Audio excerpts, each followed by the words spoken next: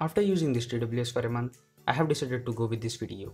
Hi guys, this is Divaka back with another new cool video, and in this cool video, I am going to review MI TWS2C.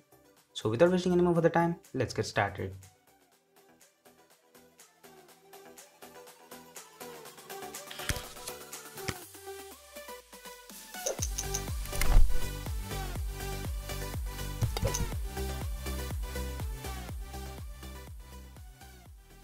Taking a quick glimpse of unboxing, inside the box you'll get a user manual, TWS itself, and also a Type-C cable. That's great, no ditching this time. Talking about the design, it's look like a square box. It has a USB Type-C port at the back and white LED indicator on the front, and also no branding on the top. It's on the bottom of the case. That too very light in color, which makes it hard to focus on things written here. Also, this design makes it difficult to find from where the lid opens. Talking about the battery, the case has 410 mAh of battery and these sticks have 48 mAh each. Yeah, they deserve calling them stick as they are about just less than 2 inches, which is not so good compared to others in the market. Talking about the sticks, they come with 14.2 dynamic drivers, thus making sound louder and have some excellent bass, but fails to deliver treble frequencies. They have primary microphone at the bottom and secondary on the top of the touchpad, which enables environmental noise cancellation on this device. They also come with IR sensors which automatically pauses the music playback when you take them off and resumes when you plug them back into your ears. Tapping twice on the left stick launches the Google Assistant and double tap on any answers and declines the call.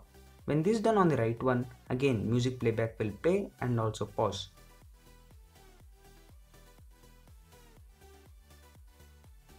Infinix iRockers, which launched after MI TWS2C, copied the design and made a ultralighter version of MI TWS2 with touchpad replaced by buttons and some other stuff.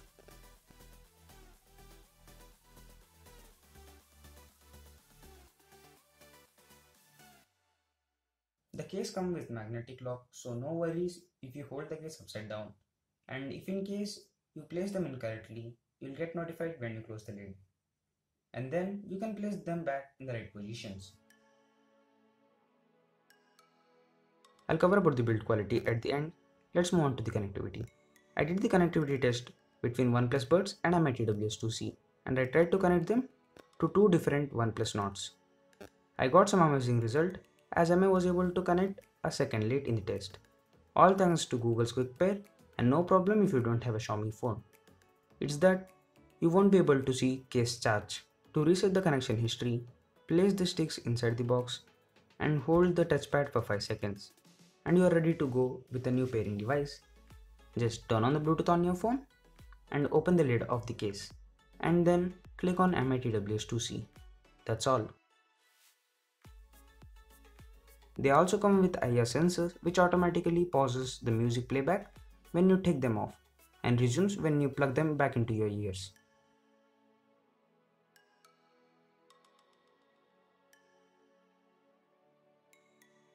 Talking about the charging, you need a max 10 watt charger for charging to have 1.5 hours of charging time, as the case has max of 10 watt input and has 1 watt output for charging the each stick. A white LED glows while charging and turns off once the case gets fully charged. LED blinks when the case has less than 20% of battery. Further, you need to place 2 sticks inside the case and have the lid open. I didn't find any information of IP rating on the website, but I found that these sticks are splash proof. Xiaomi claims that these in-ear sticks designs are made after analyzing most of the ear structures of Indians. That's not actually true. These sticks were first launched in China with the name of Mi Air 2 SE. Breaking anti-China sentiment is another big task for Xiaomi. Talking about the build quality, the magnetic lock on the left stick seems to be weak as compared to the right one. The matte finish present outside the box and on the sticks are a bit scratch resistant, whereas the glossy finish present inside the case. Thank God there is no glossy finish on the sticks. If not, there would have been enough chance for sticks to slip from the ears.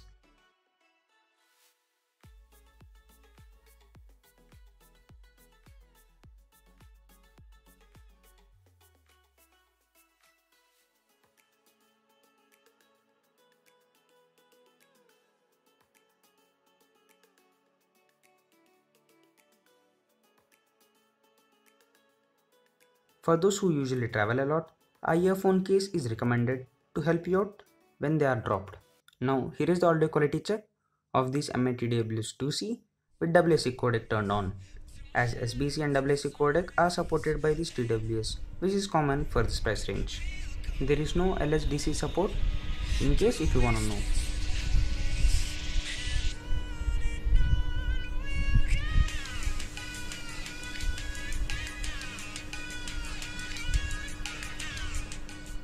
This is the microphone quality check of MI-TWS2C with active environmental noise cancellation.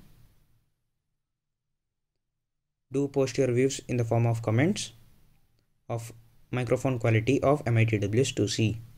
Try to hear the noise when I'm speaking and also when I'm not speaking. You can clearly see the difference. I think this will give you an idea about the microphone quality.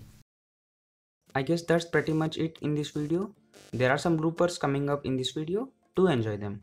Lastly, do like and share and subscribe to our channel and click that bell icon to see videos like this and also related to OnePlus Nord. Also post your comments below if any.